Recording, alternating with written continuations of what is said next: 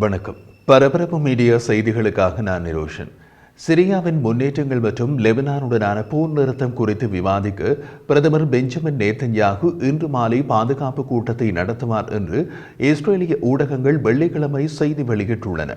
கூட்டத்தில் இஸ்ரேலிய உளவுத்துறை அதிகாரிகள் சிரியாவின் அலிப்போ நகரை கைப்பற்றுவதற்கான கிளர்ச்சியாளர் முயற்சி, அதன் பிராந்திய தாக்கங்கள் மற்றும் மத்திய கிழக்கில் இந்த நிகழ்வுகள் தூண்டக்கூடிய சாத்தியமான விளைவு குறித்து கவனம் செலுத்துவார்கள். சிரிய ஜனாதிபதி அசாத் ஆட்சியினை பாதுகாப்பதற்காக லெபனானில் இருந்து சிரியாவுக்கு ஹெஸ்பொல்லா படைகள் மற்றும் ஆயுதங்களை நகர்த்துவது ஒரு சாத்தியமான சூழ்நிலையில் அடங்கும். சிரியாவில் போர் ஏற்பட்டுள்ள நிலையில் ஈரானியர்களும் ரஷ்யர்களும் ஏற்கனவே சிரிய இராணுவத்திற்கு உதவி வருகின்றனர்.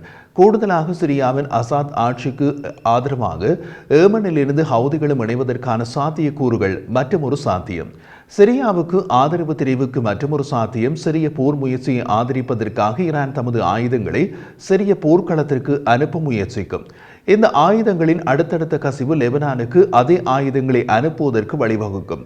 அங்கு ஹெஸ்போலா தனது ராணுவ திறன்களை மீண்டும் கட்டமைக்க அவற்றை பயன்படுத்தும் என்று எதிர்பார்க்கப்படுகிறது. லெபனானுக்கு ஆயுதங்களை கடத்தும் எந்த ஒரு முயற்சிக்கும் எதிராக கடுமையாக செயற்படும் என்று IDF கடந்த வாரம் தெளிவுபடுத்தியது. கூடுதலாக சிரிய ஜனாதிபதி பஷார் அல் அசாத் நெருப்புடன் விளையாடுவதாக இஸ்ரேலிய பிரதமர் நேத்தன்யாகு கூறினார். சிரிய மண்ணில் அவர் உத்தரவிட்ட ஹெஸ்பொல்லா உள்கட்டமைப்பு அழைப்பு மூலம் சிரியாவில் ஆயுத உற்பத்தி மற்றும் சிரியாவில் இருந்து லெபனானுக்கு ஆயுத கடத்தலை அவர் ஒடுக்க நினைத்தார். இஸ்ரேலிய பாதுகாப்பு அமைச்சுக்குள் எச்சரிக்கையை எழுப்பும் மற்றொரு விஷயம் பல்வேறு ஈரானிய ஆதரவு இயக்க பிரிவுகளை உள்ளடக்கியது. அவற்றில் சில ஜபத் அல் நுஸ்ரா போன்ற உலகளாவிய தீவிரவாத இயக்கங்களில் கடந்த காலத்தில் ஒரு பகுதி. சில பிரிவுகள் துருக்கியாலும் மற்றவற்றில் மிகச்சில உக்ரைனாலும் ஆதரிக்கப்படுகின்றன. சில மதப்பிரிவு இயக்கங்களுக்கு சவுடி ஆதரவு உள்ளது. வேறு சிலவற்றை ஐக்கிய அரபு அமீரகம் ஆதரிக்கிறது. இஸ்ரேலிய நலன்களுக்கு விரோதமான செயல்களில் ஈடுபடுவதற்கு எந்த ஒரு தரப்பும் சூழ்நிலையை பயன்படுத்திக் கொள்ளாமல் இருப்பதை உறுதி செய்வதே இஸ்ரேலின் நோக்கம். சிரிய அரசு அதன் வடக்கு நகரமான அலிப்போவை HTS எனப்படும் ஹயாத் டக்ரிக் அல் ஷாம் தலைமையிலான சிரிய எதிர்ப்பு குழுக்களிடம் இழக்கும் விளிம்பில் உள்ளது. அதன் பலவீனம் என்ன? ஈரான் மற்றும் அதன் ஆதரவு இயக்கமான ஹெஸ்பொல்லாவுக்கு இஸ்ரேலின் கைகளில் கிடைத்த அடிகளால் ஈரானின் ஆதரவும் பலவீனம் அடைந்துள்ளது.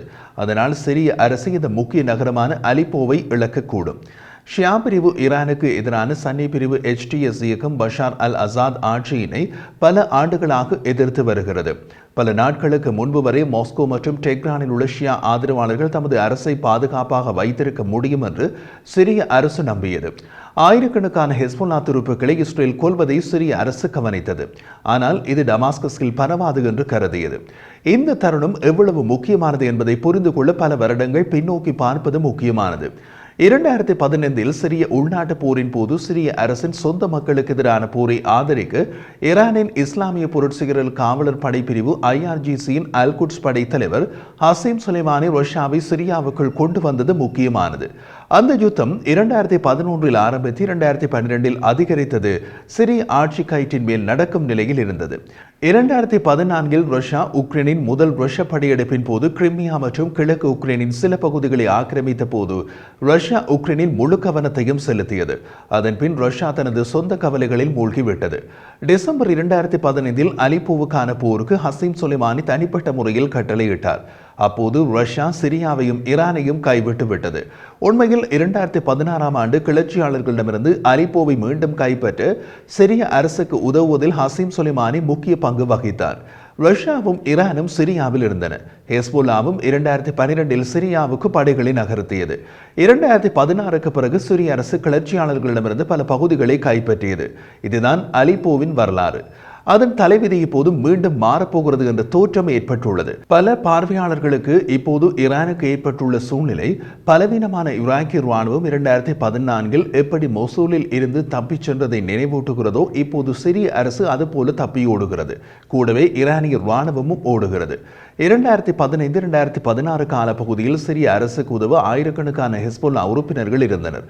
சிரிய அரசுக்கு உதவ ஈரானின் ஆதரவு மற்றும் ரஷ்ய போர் விமானங்கள் இருந்தன. இப்போது சிரிய அரசு பலமற்றதாக தெரிகிறது. மாஸ்கோ உக்ரைனில் கவனம் செலுத்துகிறது. இஸ்ரேல் ஹெஸ்பொல்லாவை அடித்து நொறுக்குகிறது. இந்த இருதரப்புமே சிரியாவை முன்பு போல ஆதரிக்காது. நிலைமை கொஞ்சம் கவலைக்கிடம்தான்.